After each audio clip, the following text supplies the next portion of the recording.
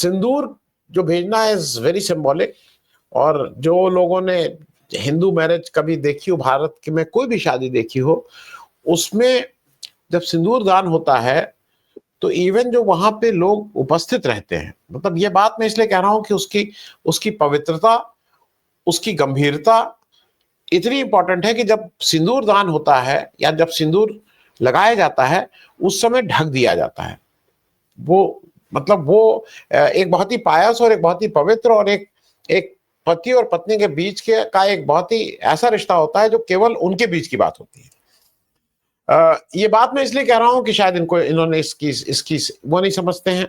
और किसी भी चीज को खिलवाड़ के रूप में कह देना मेरे ख्याल में ये बहुत ही घटिया मजाक जैसा हो गया है, और हम लोगों को आदत पड़ती जा रही है इस घटिया मजाक को बार बार सहने की। आप कुछ भी कह के निकल लेते हैं। मैं इसके साथ एक सीरियस बात इसलिए कह दे रहा हूं, मेरे साथ अणु शक्ति सिंह जी हैं। मैं सबसे पहले अनु जी आप ही के पास आऊंगा, देश की बड़ी लेखिका हैं और इन इन बातों पे बेबाक होके बोलती हैं। और मुझे ऐसा लगा कि ये आवश्यक है कि मेरी जो बेटी है उसकी उम्र 35-36 साल है, तो वो मैं ये बातें इसलिए कह रहा हूं कि ये बात करने की जरूरत है। मोदी जी को अगर महिलाओं का इतना ख्याल था, और ये ग्रैंड वो ये हो रहा है कि 9 जून से मोदी जी का 1 महीने तक मनाया जाएगा कि मोदी जी 11 साल पहले उन्होंने किस तरह से शपथ ली थी और उनका राजकाज 11 साल कैसे बढ़िया ढंग से चल रहा है। ये सारा कुछ एक उस लार्जर प्लान का हिस्सा है, और घर घर जाके वो सिंदूर बांटेंगे। मैं इस बात को एक इसमें एक डायमेंशन इसलिए ऐड करना जरूरी है कि ये समझ लें कि ये क्या चीज है। मैं जब इसकी बात कर रहा हूं, मैं एक फिगर और दे रहा हूं, और साथ में मैं उस पर इसलिए बात कर रहा हूं कि इस देश का नेतृत्व अगर ये कहता बहुत से, अगर महिलाओं की आपको इतनी चिंता है तो वो जो आपने किया वो किया। मैं एक फिगर और आपको कर रहा हूं, और अनु जी मैं आपके पास सबसे पहले आ रहा हूं। एक तो इसकी पवित्रता, लेकिन साथ में एक मेरा और क्वेश्चन है। कल 28 मई को विश्व महामारी दिवस था।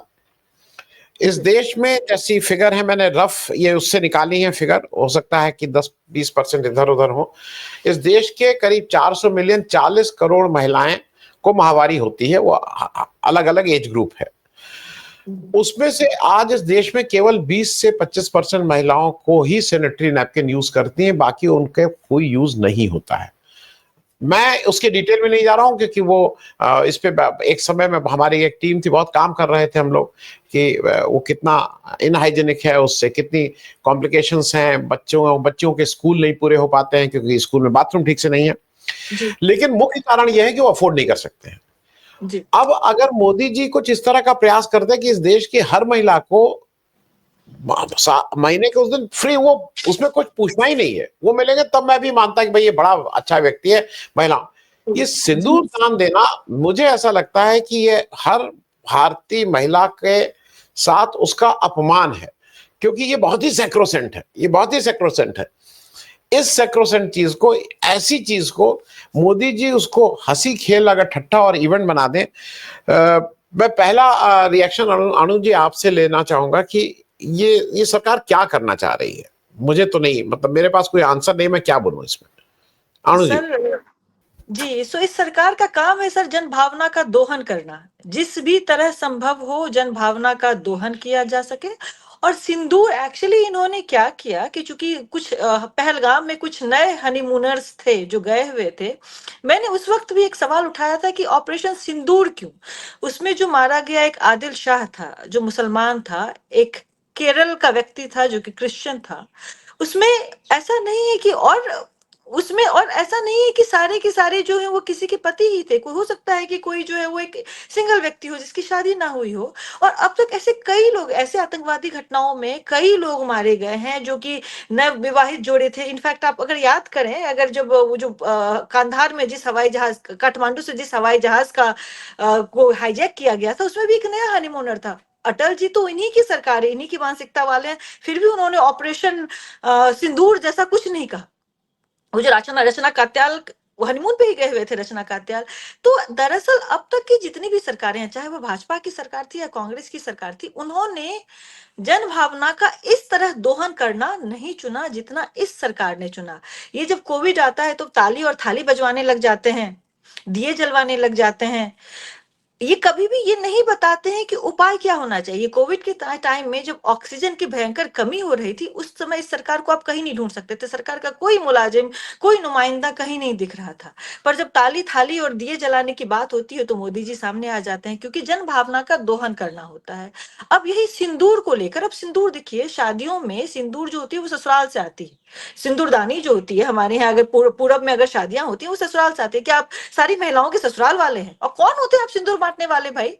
सिंदूर को तो हम, जो अगर फेमिनिस्ट महिलाएं जो हैं वो सिंदूर को एक रिग्रेशन के तौर पर देखती हैं कि भाई सिंदूर एक शादी के टाइम में एक जब बॉन्ड जब रिपिटल बॉन्ड्स जब बंध रहे होते हैं, उस टाइम में आप बांध लें, नप्शल बॉन्ड्स जब बंध रहे होते हैं तब बांध लें आप।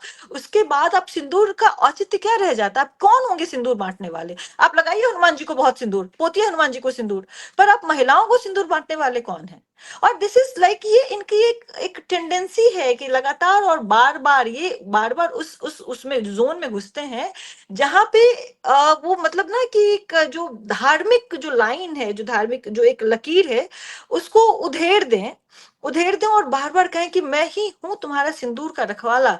जैसे कि पुरानी बॉलीवुड की फिल्में 80 और 90 में फिल्में आया करती थी, सिंदूर का रखवाला, सिंदूर का वाहक, जो रामसे ब्रदर्स की फिल्में हुआ करती थी, उनसे लगता है कि बहुत ही ज्यादा ये प्रेरित हैं। वैसे उन्हीं फिल्मों से डायलॉग उठाते हैं कि मैं इस देश की महिलाओं का सिंदूर बचाऊंगा।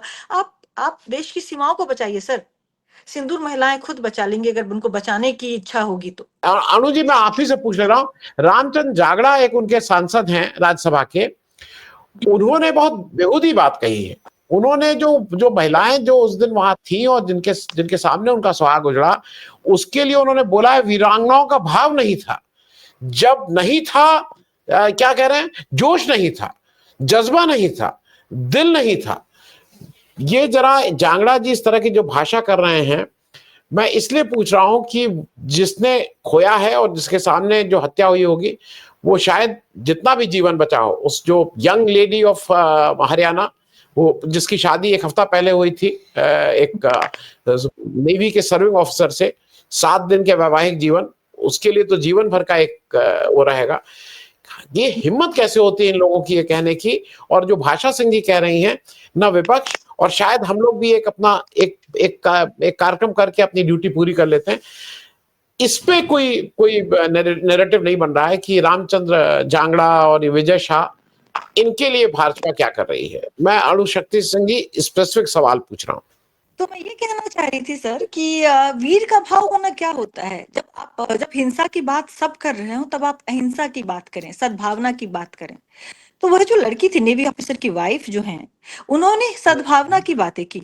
और अमूमन जो वहां लोगों ने किया वो सद्भावना की ही, जो अमूमन जो वहां पीड़ित स्त्रियां थी, उन्होंने उनमें से किसी ने भी बेतहाशा हिंसा की बात नहीं की। मुझे आप माने अगर मेरी बात कहें तो गांधी जी मुझे बेहद वीर नजर आते हैं कि लोग हथियारों के साथ तैयार थे और गांधी जी अहिंसा की बात करते थे। अहिंसा में क्या वीरता होती है, यह बात संभवतः भाजपा और आरएसएस के लोगों को नहीं समझ में आएगी, तो वे उलट पुलट स्टेटमेंट देंगे, जाहिर सी बात है। जाखिर साहब को यह नहीं समझ में आएगा कि किसी हथियार के सामने निहत्था हो जाना, उनको यह नहीं समझ में आएगा कि किस तरह से पूरी फौज को बिना किसी हथियार के दबा देना, अपनी बातों से शांत कर देना, कितनी वीरंगना वाली बात है, वो नहीं समझेंगे। और यही बात है, क्योंकि वो कंडीशनड पितृसत्ता में डूबे हुए एक हिंसात्मक रक्त पिपासा में उबे हुए लोग हैं, उस पिपासा में मतलब से पूरे भरे हुए लोग हैं। उन लोगों को यह समझ में नहीं आएगा कि अहिंसा कितनी वीरता की बात है। तो जाहिर है वैसे स्टेटमेंट देंगे। आप देखिए ना, विजय शाह का ही स्टेटमेंट देखिए कि आतंकवादियों की बहन। आप कैसे बोल सकते हैं आतंकवादियों की बहन? आपको हिम्मत कैसे हो जाती है? क्योंकि इस सरकार ने ऐसे लोगों को कुछ भी बोलने की सुविधा दे दी। और चूंकि प्रधानमंत्री खुद एक डायलॉगबाज आदमी है, जिसको कुछ नहीं पता है इतिहास का, कुछ नहीं पता है समाज का, तो जाहिर सी बात है वो अंधेर नौकरी चौपट, राजा टके सिर भाजी टके सिर खाजा वाली स्थिति हुई पड़ी है सर।